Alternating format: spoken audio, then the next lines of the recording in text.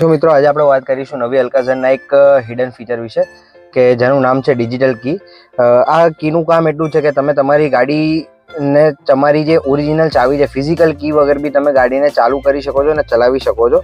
તો ગાડી જોડે એક તમારી સાદી કી તો આવે છે કે જેનાથી તમે પુશ સ્ટાર્ટ સ્ટોપ બટન ને બધું કરી શકો છો. એના સિવાય ગાડીની અંદર તમને બીજી એક ફીચર મળે છે ડિજિટલ કી. તો એ કઈ રીતે એક્ટિવેટ કરવાનું છે એની પૂરેપૂરી પ્રોસેસ હું આજે બતાવું છું. તો વિડીયો અંત સુધી જોજો અને ગમે તો લાઈક શેર અને સબસ્ક્રાઈબ કરવાનું ભૂલતા નહીં. તો વિડીયોમાં આગળ વધતા હું પહેલાં બતાવી દઉં કે બ્લુ લિંક એપ તમારે પહેલાં કનેક્ટ કરવાની રહેશે ગાડી જોડે, બરાબર. એના પછી તમારે અહીંયા નીચે જે મોર બટન આપ્યું છે એના ઉપર ક્લિક કરવાનું રહેશે.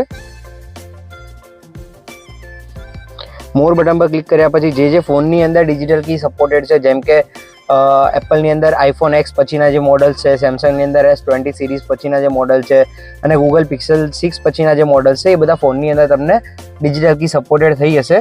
તો અહીંયા તમને ઓપ્શન મળી જશે ડિજિટલ કીનું. અહીંયા જે ઓપ્શન તમને દેખાઈ રહ્યું છે ડિજિટલ કીનું ઓપ્શન છે, આના ઉપર તમારે ક્લિક કરવાનું રહેશે.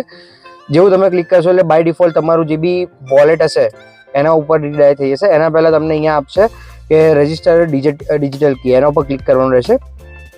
મારો અત્યારે સેમસંગનો ફોન છે તો બાય ડિફોલ્ટ તમારે એની અંદર એડ કી ટુ સેમસંગ વોલેટ, બરાબર. અહીંયા સુધીની પ્રોસેસ પતી ગયા પછી આગળ શું પ્રોસેસ કરવાની છે હું તમને જણાવી દઉં છું.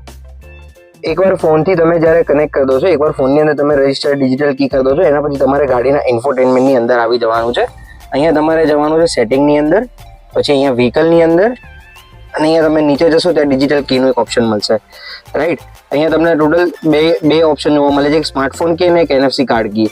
NFC કાર્ડ કી તમે જ્યારે બી ગાડી પરચેસ કરો એઝ અ એક્સેસરીઝ તમે પરચેસ કરી શકો છો.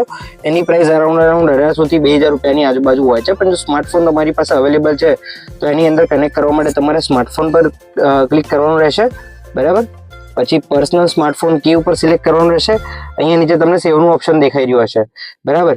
પછી તમારે ફોનને અહીંયા વાયરલેસ ચાર્જર ઉપર માઉન્ટ કરી દેવાનો છે. એકવાર તમારા ફોનની અંદર સ્માર્ટ કી તમારી સેવ થઈ જશે એના પછી અહીંયા તમને રીડાયરેક્ટ કરી દેશે અલ્કાઝરની ડિજિટલ કી, બરાબર. આના આગળ શું પ્રોસેસ એકવાર તમને એનો લાઈવ ડેમો તમને બતાવી દઉં છું. તો તમે અહીંયા જોઈ શકો છો મેં ગાડીને બંધ કરી દીધી છે.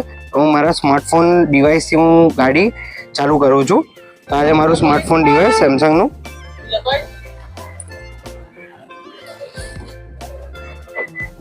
અહીંયા તમે જોઈ શકો છો કે તમારી જે ગાડી છે અનલોક થઈ ગઈ છે. હવે ગાડી કઈ રીતે ચાલુ કરવી એની પ્રોસેસ હું તમને એકવાર બતાવી દઉં છું.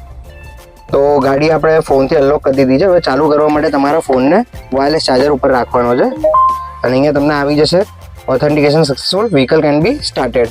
હું અહીંયા પુશ સ્ટાર્ટ બટનથી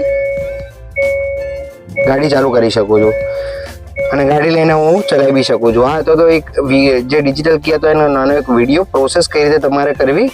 વિડીયો ગમે હોય તો લાઈક શેર અને સબસ્ક્રાઈબ કરવાનું ભૂલતા નહીં. અને જો આવા નવા કન્ટેન્ટ તમારે જોઈતા હોય તો તમે કોમેન્ટ પણ કરી શકો છો કે તમારે કઈ વસ્તુના કન્ટેન્ટ જોઈએ છે ઓટોમોબાઈલ રિગાર્ડિંગ. તો મળીએ નેક્સ્ટ વિડીયોની અંદર.